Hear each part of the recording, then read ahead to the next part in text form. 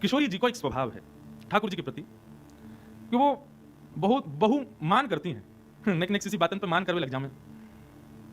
और आज तो ऐसी बात पे मान करके बैठी हैं कि लाल जी मनी मन तो हंस भी रहे हैं लेकिन दुखी भी आ रहे हैं क्योंकि किशोरी जी मान ही नहीं रही हैं।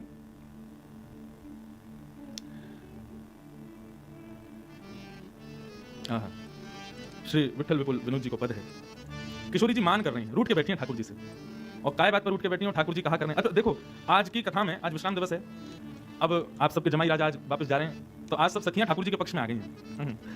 3 दिन से तो किशोरी जी के पक्ष में थी सब सखियां, लेकिन आज ठाकुर जी के पक्ष में आ गई हैं। और कैसे पक्ष में आई हैं? किशोरी जी जब जामे सखियां तब मान में बैठी हैं। आज कोई बातें मान करके बैठ गई, आज कोई बातें मान करके बैठ गई। आज ठाकुर जी कहीं बेचारे दूर से चलते हुए आ रहे, बगल में एक सखी ने 2 कदम चल रही होगी, किशोरी जी ने देख लिया यहीं पे मान करके बैठी। तुम बाकी संग क्यों आए? ठाकुर जी बोले मैं बाकी संग आया हूं, जा रही मैं वहीं पे जा रहा हूं, मैं सब जानूं तुम्हारी चालन में। काउ दिन नाराज है, काय बात पर नाराज है? किशोरी जी आज श्वेत श्रृंगार करके आई हैं, लाल जी को संकेत भेज दिया। आज वो श्लोक मिला ही नहीं मुझे, एक श्लोक है, उस श्लोक का भाव मात्र बता देता हूं। अब आजकल तो मैसेज होते हैं, सामने वाले को मैसेज कर देते हैं भाई पार्टी का ये ड्रेस कोड है? तो किशोरी जी ठाकुर जी को कैसे बताएं कि आज कैसे मिलना है रास बिहार में? तो सुबह किशोरी जी जब यमुना जल भरवे जामे तब अपना ऐसा श्रृंगार करके जामे, सांकेतिक श्रृंगार। ठाकुर जी खड़े हैं सघन कुंज में और इंतजार कर रहे हैं किशोरी जी आ रही होंगी, और किशोरी जी की चाल ढाल श्रृंगार से ठाकुर जी समझ जाए आज को रास बिहार कैसा व्यवहार हो। तो किशोरी वहां उस श्लोक में पूर्ण वर्णन है, किशोरी जी के वस्त्रन में जो एक चुनरी ऊपर से पहने वाको वर्ण जैसा होगा, ठाकुर जी समझ जाए आज किशोरी जी या चुनरी को डाल के आज्ञा दे रही हैं शाम को ऐसे वर्ण के वस्त्र पहनने। फिर पत्रावली को किशोरी जी श्रृंगार करें तो ठाकुर जी दूर खड़े खड़े उन पत्रावली की बिंदी ने गिने, इतनी बिंदी है मतलब इतनी घड़ी तक श्रृंगार, इतनी घड़ी तक रास बिहार चलेगा। ताऊ का तो एक ही बिंदी रे ठाकुर जी के आज तो है काम, आज तो केवल देखने को मिलेंगी बस, आज रास बिहार ना होएगा। लेकिन ताऊ दिनाश्री किशोरी जी ऐसा श्रृंगार करके आवे, ओहो आज तो ब्रह्मा की 6 महीना की रात्रि आवेगी। अच्छा ठाकुर जी अपने संग सखाने लेके आवे कभी कभी निकुंज में, निकुंज में तो नहीं आते, निकुंज में कभी कभी सखा हुआ में। तो किशोरी जी अपने कपोलन पर जब पत्रावली बनावे तो वहां में जितनी बिंदी है मतलब आज उतनी सखा आवेंगे। अगर किशोरी जी ने पूरी गोलाकार की बिंदी लगाई है और बीच में एक एक बिंदु रखो है तो या का मतलब यह है हे श्याम सुंदर आज रात्रि के रास बिहार में ये एक बीच की बिंदी मैं, यहाँ एक बीच की बिंदी आप, आपके चारों तरफ सब सखियां, हमारी तरफ हमारे चारों तरफ सब सखियां, ऐसा रास बिहार की भूमिका बनाएंगे। लेकिन काउ ना किशोरी जी एक एक ही बिंदी रखें तो मतलब ठाकुर समझ जाए कि आज ना सखियां आएंगी ना सखा, एकांत में मिलना है। ऐसे सांकेतिक किशोरी जी श्रृंगार करके आती हैं और ठाकुर जी उनसे अनुमान लगा लेते हैं कि आज श्रृंगार कैसे करके आना है शाम को और आज रूपरेखा कैसी होगी। उसका एक श्लोक है बहुत सुंदर, वो खूब थोड़ा मिला नहीं मुझे। तो किशोरी जी बहुमान करें, नेक नेक सी बातें पर मान करें। अब आप ये कहोगे कि किशोरी जी इतना मान क्यों करें? आप लोग सब उनके शील स्वभाव को वर्णन करो कथा में, ऐसी हैं ऐसी, फिर ठाकुर जी पे इतना मान क्यों? ताकि हम सबन को स्वच्छंद प्रेम श्याम सुंदर को दिखे।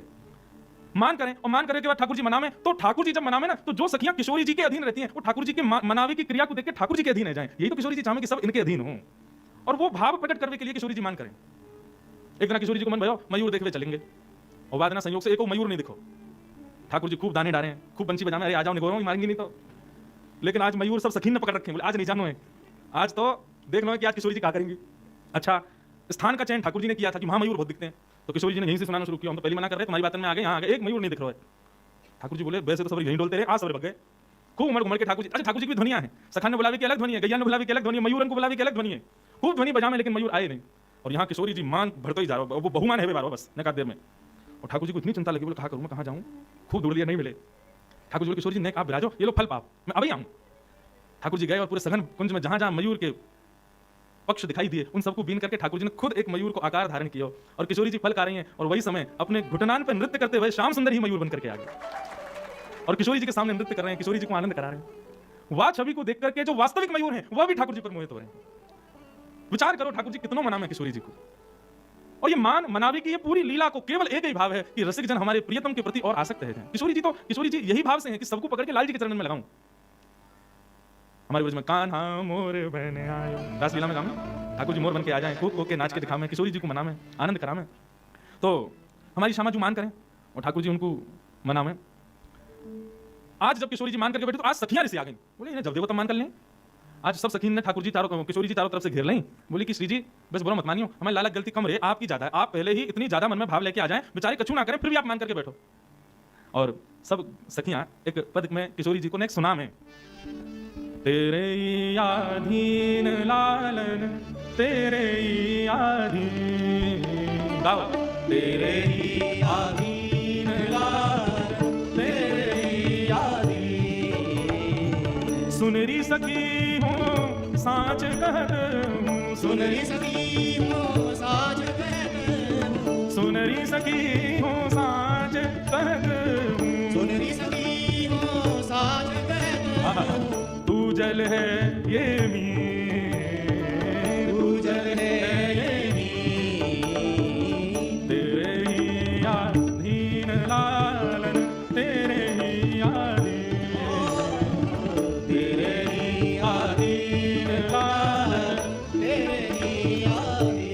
बिहारी लाल की।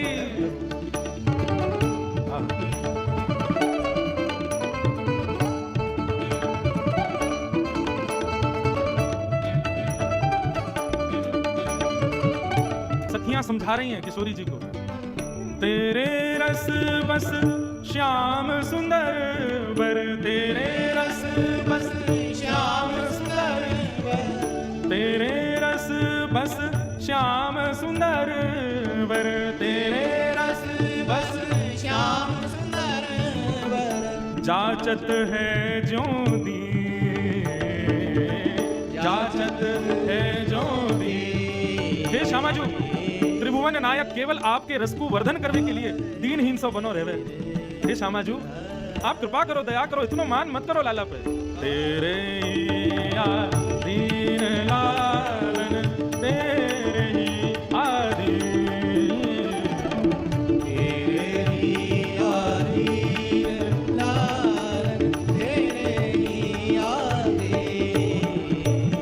श्री विठ्ठल विपुल विनोद बिहारी, विठ्ठल विपुल विनोद बिहारी, विठ्ठल विपुल विनोद बिहारी, विठ्ठल विपुल विनोद बिहारी। होत मनावत लीन,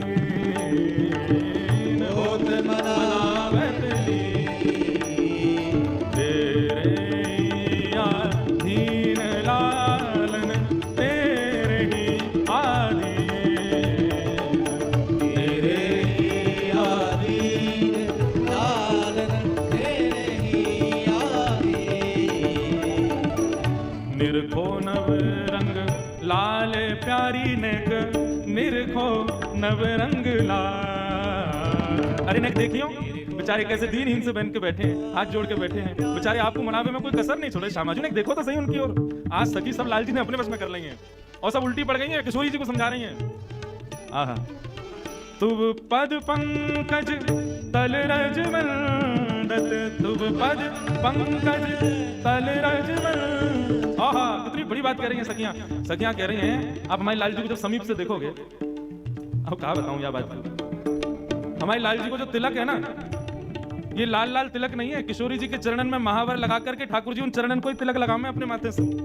तुब पद पंकज तल रजमल दत, तुब पद पंकज तल रज।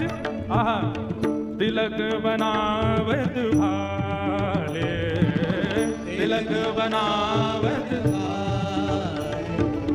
एक बात सिद्ध हो गई कि हमारे श्याम सुंदर तिलक काय को करें, किशोरी जी के चरणन में महावर लगा ले। वाके बाद किशोरी जी जब चल के जामे और किशोरी जी के चरणन की महावर रज से मिश्रित है कि जब छूट जाए, ठाकुर जी वाको बीन के ले जाए, वही को तिलक रोज लगामे। और इतना ही नहीं, बिहारी जी के दर्शन कितने लोगों ने किए, हाथ ऊपर करो। सबने किए वृंदावन में बिहारी जी के।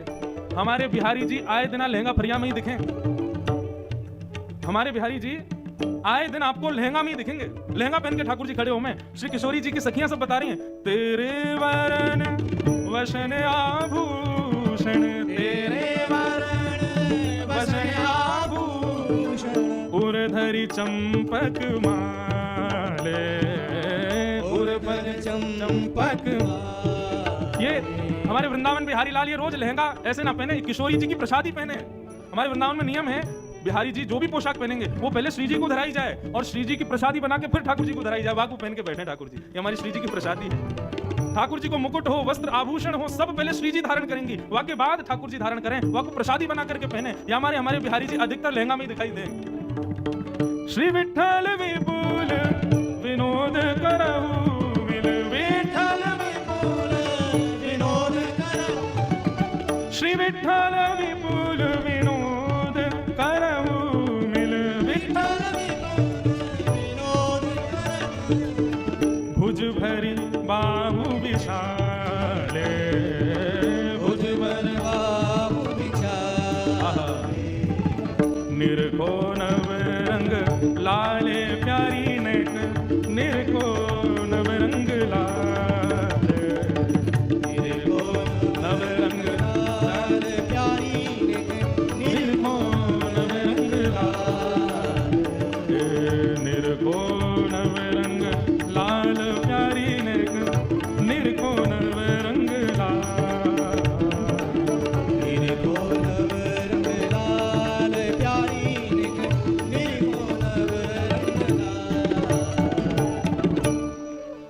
सखियां समझा रही हैं। अब 2 पद हमने एक संगे गा दिए और दोनों विट्ठल विपुल जी के क्रम से ही थे। सखियां सब किशोरी जी को समझा रही हैं, हे श्यामाजू बुरा मत मानियो, गलती आपकी, आप भी नेक नेक सी बातन पे बेचारे लाला पे इतनो रोष करें, इतनो बहुमान करें। लालन तेरे ही अधीन, वो सदा आपके अधीन रहते हैं। सुन रही सखी हूँ सांच कहत हूँ, तू जल है ये मीन। आप जल के समान हो, ये मछली के समान है। जैसे बिन जल मछली ना रह सके, ऐसे आपके बिना ना रह सके। क्यों? देखो त्रिभुवन नायक हैं, इनको किसी के अधीन होने की आवश्यकता नहीं है, लेकिन सदा आपके अधीन बैठे रहते हैं। तेरे रस बस श्याम सुंदर वर, जाचत है ज्यों दीन। आपके रस के वर्धन के लिए श्याम सुंदर जो कि जगन्नाथ हैं, वो देखो कैसे दिखाई दे रहे हैं, जैसे मानो कोई दीनहीन सा बैठो हो, बेचारा कोई गरीब बैठो हो, कछु याचना कर रहा हो कि दे जाओ भैया ने।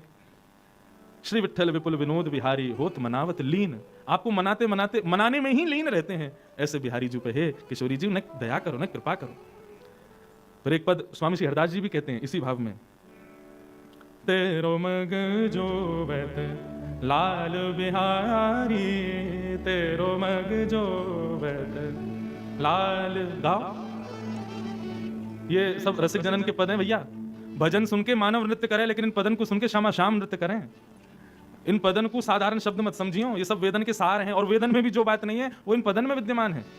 तेरो मग जो बैठ लाल बिहारी, तेरो मग जो बैठ लाल बिहारी। लेकिन किशोरी जी, तेरी समाधि आजहु नहीं छूटत, तेरी समाधि आज नहीं छूटत। चाहत नाहिन नेक निहारी, चाहत नाहिन नेक निहारी। औचक आई द्वै कर सो मुद नैन, औचक आई द्वै कर से मुद नैन।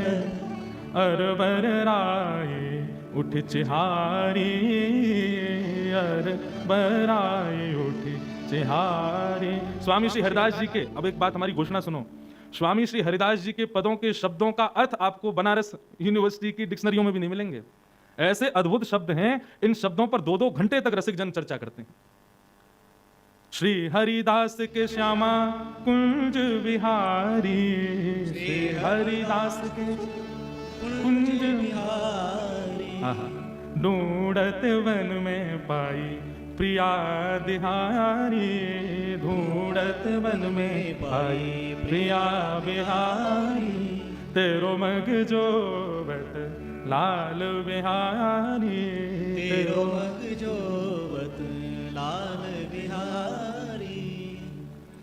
हे श्यामाजू, मान मत करो ना। अच्छा, अभी तक किसी को ये नहीं पता मान कर क्यों रही है।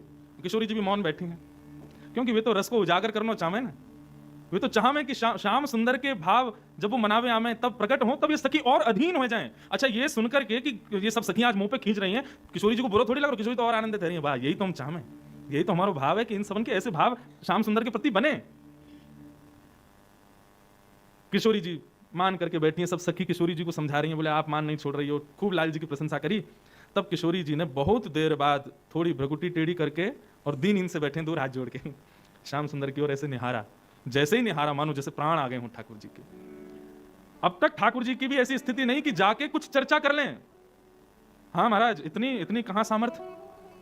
जैसे दृष्टि करी ना, तब ठाकुर जी सारे बोले मैं कुछ कहूं। किशोरी जी ने आज्ञा की, आओ विराजो। ठाकुर जी गए और जाकर के चरणों में सर झुका करके प्रणाम करते हैं। और अब ठाकुर जी बड़े संकोच से पूछ रहे हैं कि मान क्यों कर रही हो। जिन रूठो लागू तेरे पैया, जिन रूठो लागू तेरे पैया। गाओ, जिन रूठो लागो तेरे पैया, जिन रूठो लागो तेरे पैया। आपके चरणों में प्रणाम करके कह रहा हूं, हे श्यामाजू, आप क्यों रूठ गई हो मुझसे? मैंने आज कहा कि हो, देखो आपने सुबह संकेत किया, वैसे वस्त्र पहन के आया हूं। आपने एक ही बिंदी धरी, मुंह पे आज्ञा करी, एक सखा मतलब अकेलो आया हूं। आपने जैसे जैसे भाव श्रृंगार में, मैं वैसे ही तो बन के आया हूं। आज मुझसे कहा अपराध है कि आप बताओ। किशोरी जी बोली, ये आपके श्याम वर्ण, देखो सुनना, मान किस बात पर कर रही है। ये आपके श्याम वर्ण के अंग की कांति पर एक गोपी की परछाई दिख रही है। ठाकुर जी बोले, कहां? कौन सी गोपी आ गई भैया? वो कहा है, नंद बाबा की 9 लाख गैया हैं, और 9 लाख गैयान को कितनो दूध होवे, और वह दूध के कितने मठा बने, वह मठा से मक्खन होवे, इतनो मक्खन होवे कि यशोदा मैया कभी कभी तो लाल जी को नवा दुबा करके वह मक्खन की मालिश करे, घी लगा दे पूरे अंग पे, सो ठाकुर जी को नील वरण, और वो कभी कभी ऐसे चमकन लगे जैसे इत्र लगा के हमारे ठाकुर जी चमके, लाल जी चमके। ऐसे आज ठाकुर जी को अंग अंग पूरे पे घी की खूब मालिश करी मैया ने, सो वह घी की मालिश हेवे की वजह से ठाकुर जी के अंग पे किशोरी जी को अपनी कांति दिखाई दे रही हो। किशोरी जी कह रही कौन सी गोपी की कांति है, यह बात पर मान करके बैठी है। ठाकुर जी ने जैसे ही देखो और फिर बोले, तेरे तन की शोभा सुंदरी, तेरे तन की शोभा सुंदरी, तेरे तन की शोभा सुंदरी, तेरे तन की शोभा सुंदरी, मेरे उर लागत है झैया, मेरे उर लागत है। हे किशोरी जी, कीर्ति मैया बृषभानु जी ने बड़ी तपस्या करके आपको पायो, जो आप ऐसी गौर वर्णा भई हो। यदि आप श्याम वर्णा होती तो शायद मेरे अंग में दिखाई ना देती, लेकिन कहा करें आपको रूप ऐसा चमके, ऐसा चमके, एक तो मेरा पूरा तन अधीन रहे या रूप को देखवे को, और ऊपर से आज मैया ने घी लगा दिया तो वहां में आपकी ही परछाई दिख रही है। हे किशोरी जी, ये कोई और गोपी नहीं है, गौर से देखो आप ही दिख रही हो मेरे तन में। तब किशोरी जी ने गौर से तो, अच्छा ये बात है, बोले बताओ। यानी किसी बात के चक्कर में पूरे दिन मान करके बैठी हो आप मोते। मेरा स्वभाव तो किशोरी जी सदा आपके लिए ही है।